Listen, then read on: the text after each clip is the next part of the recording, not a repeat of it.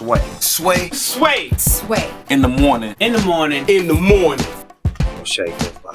Wake your punk ass up. That crust out your eyes. You always impress me with your work. Last time you were here, we were talking about Marcy May. Marlene. Okay, There's a lot of things to remember in that Jesus, title. man. It was screwing me up back then. And I thought, and the last piece of work that I got a chance to see that you did when I fly, I travel a lot back and forth. And so when I travel, I've seen every movie, there is. Right. You know what I mean? Right. So twice.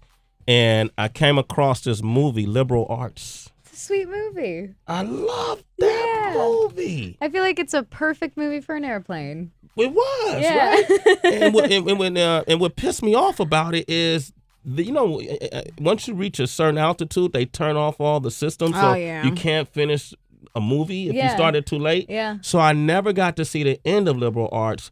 I waited like 2 months before, because I don't fly first class unless somebody pays for it. I know what that's like. Right? And somebody paid for it. So sure enough, and I got a chance to see the end of the movie. It was a great movie about a college student who became enamored, if you will, with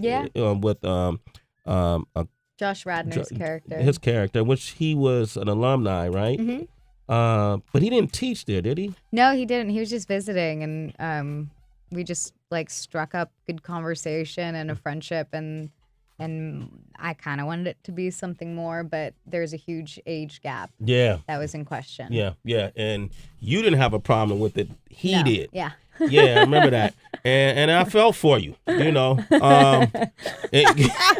right. Because you played that role so well. I was like, man, she's mature. Why doesn't he just do it? Do you have problems with that, age gaps?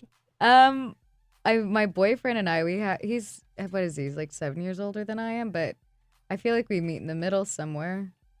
Yeah. Or is that a horrible thing? That's kind of calling him childish. So what are you saying?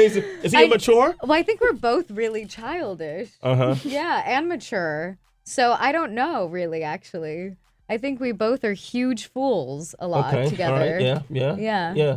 Man, that's. I've dated younger. How much younger, Sway? Oh, I don't remember all the times. You gotta remember if you're going younger, Sway. It's very important. I've dated younger. Let's just say that, okay? I don't want this to become a headline somewhere. All right, no incrimination. Yeah, it's a challenge though. Sometimes about at 7 years, right? Yeah, I think that's pretty good. Yeah, 7 years. There's some a Muslim beliefs that you should date at least 7 years younger. Different sects of that religion. You should date. You ever date younger? Yes. I dated a guy that was 4 years younger, and I don't think I'm ever going to do that again because you can tell the maturity gap between men and women. And I was like, you know what? You did not come out my freaking fetus, so I can't do this no more. Bye-bye. Detachment City. Well, okay. Thank you, Tracy G. My gosh. That's my recommendation. All right. Well, Elizabeth Olsen is here. We're going to open up the phone lines. You have a new project, Romeo and Juliet, right? Yeah. And you're playing Romeo or Juliet? I'm playing Juliet in this production. Okay. Yeah. All right.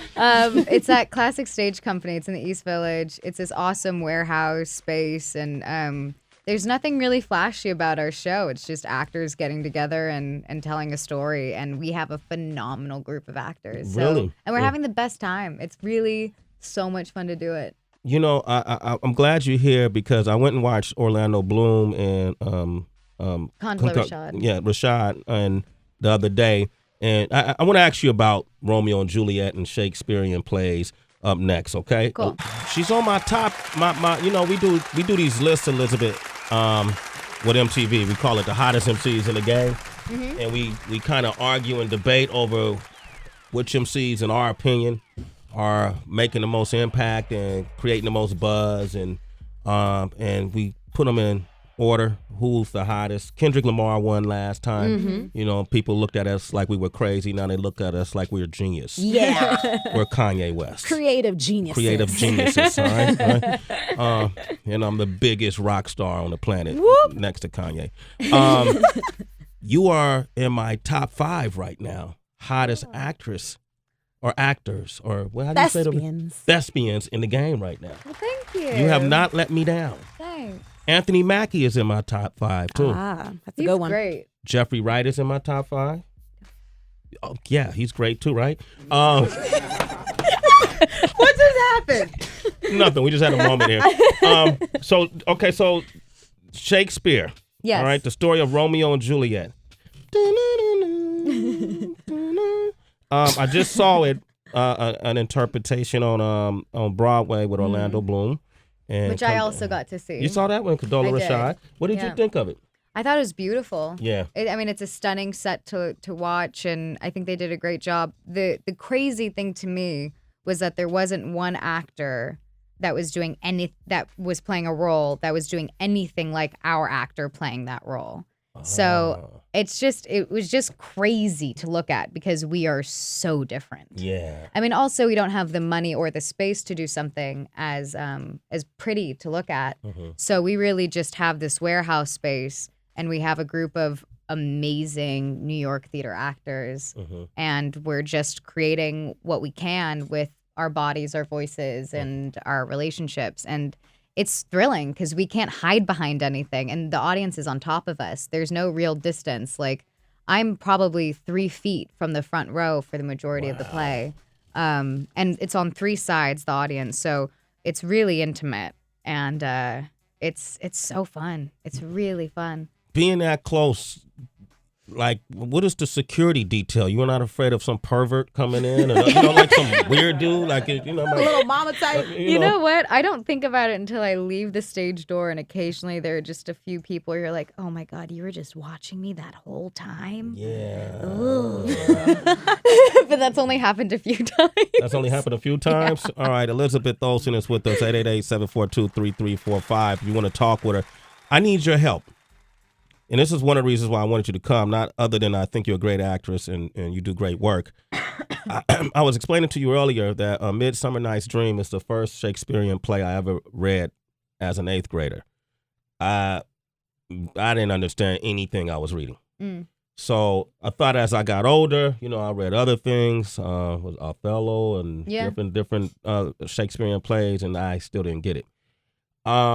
How, as an actress, are you able to memorize all of that dialogue and even understand what it is that you're saying? I had the luxury of time on my hand with this play. I knew I was going to do it for about a year and a half. So for the last year, I've just been doing text work, and it's ridiculous because you'll read a sentence that you think means something very simply, and then you just decide to look up in a dictionary one word. And that one word actually might have like 2 or 3 meanings. And somehow Shakespeare has been able to use it in a sentence where it can mean all of those things. Or they're just words that might be that he chooses to spell it one way, but when you say it out loud, people can hear it 2 different ways or 3 different ways. So it's that's what I did first, and then I just had to memorize everything by rote a while ago. And I feel really confident with it. And then the more you get to know it, the more freedom you have with it, and the more you get to learn about it. It's been so much fun. Well, I was hoping you could help me out here. So my very own OQ or DB pulled up some Shakespeare here. Oh, this is great. Romeo and Juliet. Oh, this is awesome. And I thought maybe I could play Romeo and you could play Juliet. Okay, great. Okay? Yes. And let's see how it goes for me. Okay, great. All right. Elizabeth Olsen as Juliet, Sway Calloway as Romeo. This isn't fair. It's like you totally cut out Romeo's whole soliloquy before. Yeah, exactly. I'm not about to embarrass myself that bad. Okay, so let's give it a shot. All right, go ahead. Oh, Romeo, Romeo, wherefore art thou Romeo? Deny thy father and refuse thy name, or if thou wilt not, be but sworn my love, and all no longer be a Capulet.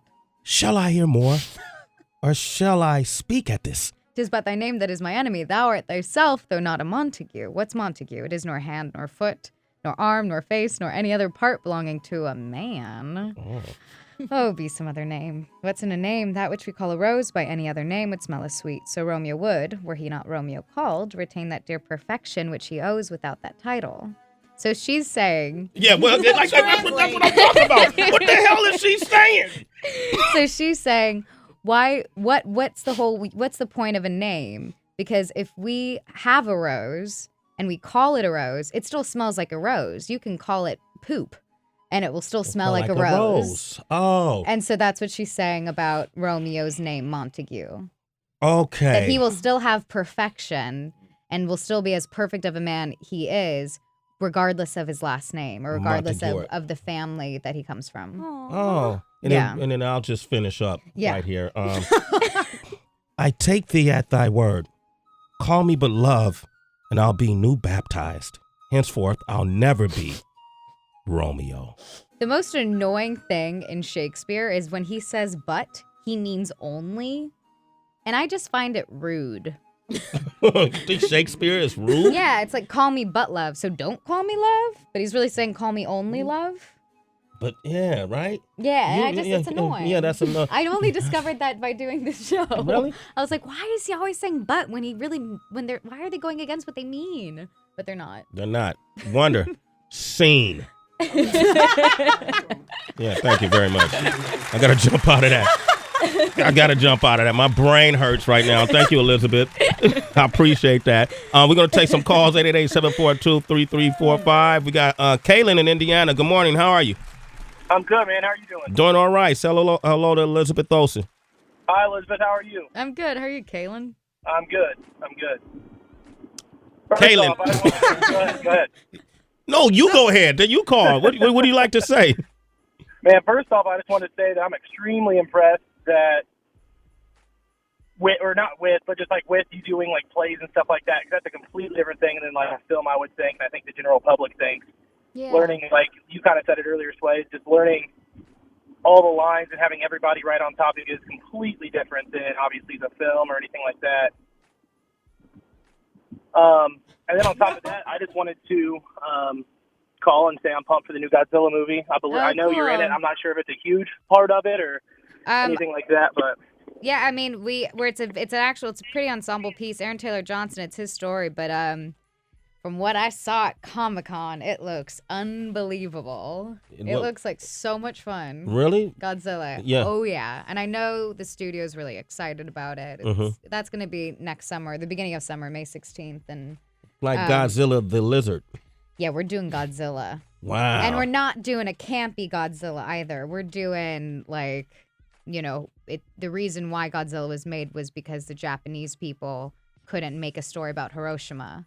And so they created Godzilla, which was this radioactive monster that destroys their city. And so that's our root, is basically is the heart of the reason why the Japanese created Godzilla to begin with. And it's dark and it's awesome.